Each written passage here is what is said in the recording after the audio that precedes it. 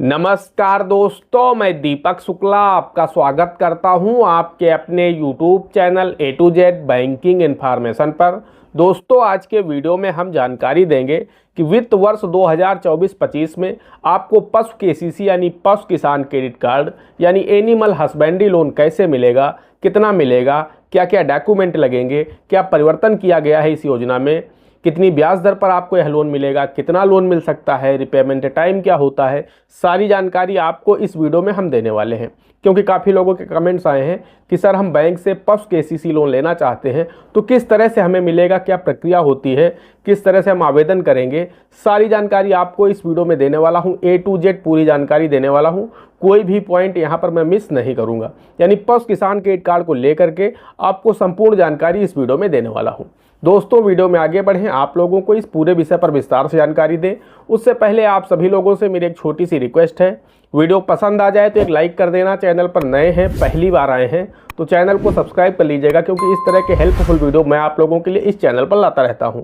साथ ही bell icon को जरूर प्रेस कर लीजिएगा ताकि जैसे हम इस तरह का कोई भी दूसरा वीडियो अपलोड करें तो उसका नोटिफिकेशन आपको सबसे पहले मिले। चलिए शुरू कर लेते हैं। दोस्तों, सबसे पहले हम आपको बताना चाहते हैं कि यह पशु केसीसी यानी पशु किसान क्रेडिट कार्ड स्कीम वर्ष 2019 में प्रधानमंत्री जी के द्वारा देश के पशुपालक भाइयों के लिए शुरू की गई थी।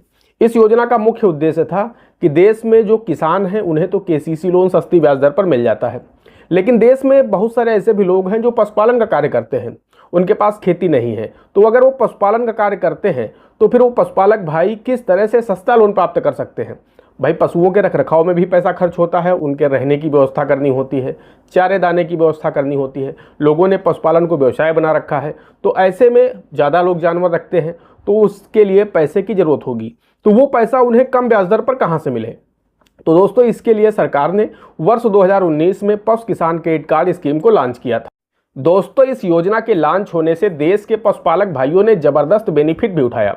यानी पशुपालक भाइयों ने यह पशु केसीसी लोन प्राप्त करके अपने पशुओं की संख्या बढ़ा दी और आज वो अच्छा मुनाफा कमा रहे हैं। दोस्तों, यह केसीसी लोन से किसी भी मामले में कम नहीं है, यानी केसीसी का बाप आप इसे समझ सकते हैं। जी हाँ दोस्तों, ब्याज दर जो है वो सेम केसीसी के बराबर है। यानी 4% की सालाना ब्याज दर पर रुपए 3 लाख तक का आपको पशु केसीसी लोन उपलब्ध हो जाता है।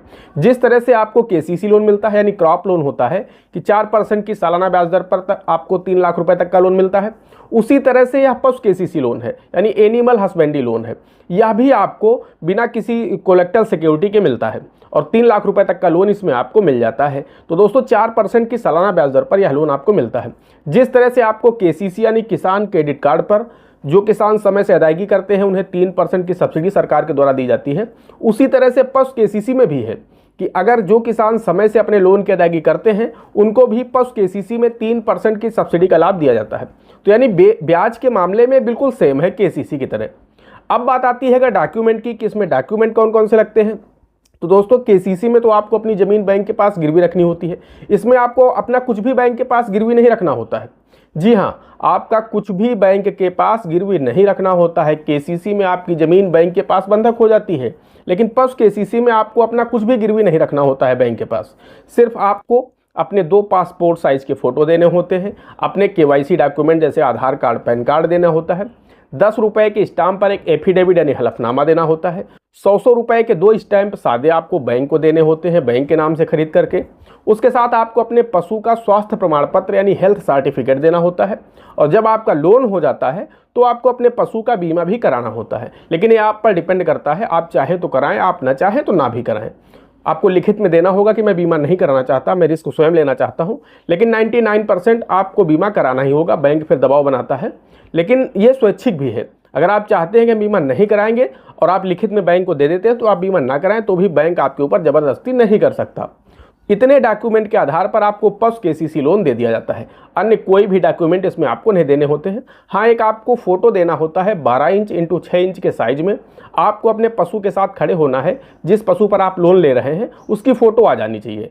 बस इतने डॉक्यूमेंट आपको देने हैं। जबकि केसीसी में 12 साला बनता है, इंतखाब देनी है, खसरा देना है, हिस्सा प्रमाण पत्र देना है, बहुत सारे डॉक्यूमेंट लगते हैं। जबकि पशु केसीसी में इतने डॉक्यूमेंट नहीं लगते हैं।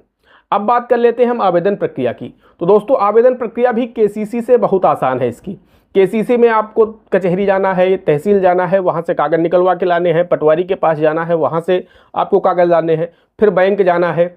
लेकिन दोस्तों यहाँ पर क्या है, आपको सीधे अपने कागज़ ले करके बैंक ही चले जाना है। आप चाहे तो बैंक में सीधे इसका आवेदन कर दें, आप चाहे तो आपके क्षेत्र में जो भी राजकीय पशु चिकित्सालय हो वहाँ पर चले जाएं, वहाँ पर भी चले जाएंगे तो वहाँ पर भी इसका फॉर्म आपको मिल जाएगा और फिल करके आप वहीं सबमिट कर दें।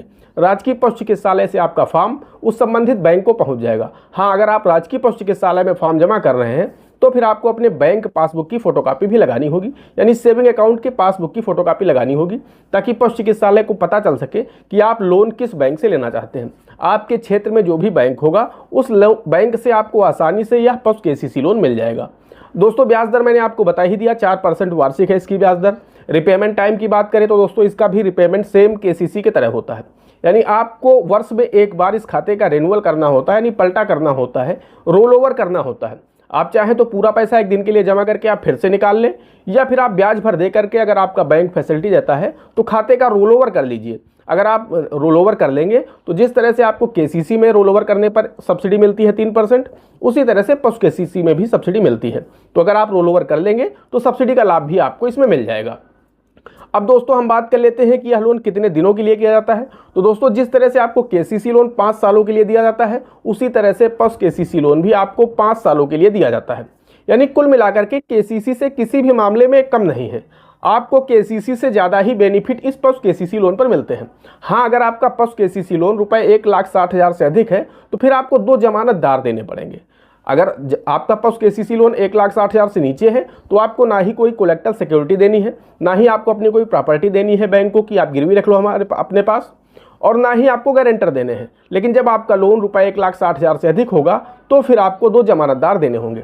इसमें यह भी कोई शर्त नहीं है कि आपके पास कृषि योग्य भूमि होना आवश्यक है, मकान होना आवश्यक है, या कुछ भी ऐसी कोई शर्त नहीं है कि आपके पास प्रॉपर्टी होगी तभी आपको ये लोन मिलेगा। ऐसा कुछ भी नहीं है। जिस तरह से केसीसी में ज़मीन होना चाहिए तभी आपको केसीसी लोन मिलता है, लेकिन पशु केसीसी में बस यहाँ पर जो शर्तें रखी गई हैं वो मैं आपको बता देता हूँ। पहली शर्त यह है कि आप कम से कम 21 वर्ष की उम्र पूर्ण कर चुके हों। दूसरी शर्त यह है कि आप किसी भी बैंक के डिफाल्टर न हो, यानी आपका सिबिल स्कोर सही होना चाहिए। तीसरी शर्त दोस्तों जो है वो ये है कि आपके पास पहले से पशु होने चाहिए, यानी आप पशुपालन का कार्य कर रहे हों। आपके पास जब बैंक के लोग आएँ, आप जब लोन का आवेदन करें तो आपके पास उस समय पशु होने चाहिए, गाय या भैंस जो भी आप पालन करते हैं वो आपके पास होना चाहिए। क्योंकि ये जो लोन आपको दिया जाता है, बैंक नए पशुओं को खरीदने के लिए लोन नहीं देता है। बैंक जो लोन देता है वो देता है पशुओं के रखरखाव के लिए, कि आपके पास जो भी पशु है 1, 2, 3, 4, 6 जो भी आपके पास हैं, आप उनके रखरखाव के लिए बैंक से पैसा मांग रहे हैं। तो बैंक नए पशुओं को खरीदने के लिए लोन नहीं देता है। ये चीज़ अगर आपके दिमाग में है कि हम ये पैसा ले करके पशुपालन का कार्य करेंगे तो ये चीज़ गलत है। आपके पास पहले से पशु होने चाहिए। हाँ, वो बात अलग है कि आपके पास पहले से 2 पशु हैं, आप इससे लोन ले लेते हैं उन 2 पशुओं पर और उसके बाद फिर से 2 पशु ले आते हैं, वो अलग विषय है। लेकिन आपको नए पशु खरीदने के लिए बैंक लोन नहीं देता है।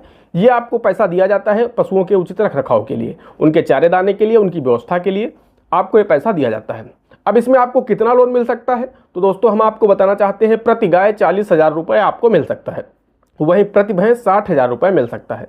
तो आपके पास जितने भी पशु हों, गाय या भैंस जो भी हैं, अगर गाय भैंस मिक्स है तब भी आप ले सकते हैं, या आपके पास सिर्फ गाय है तब भी ले सकते हैं, और सिर्फ भैंस है तब भी आप ले सकते हैं।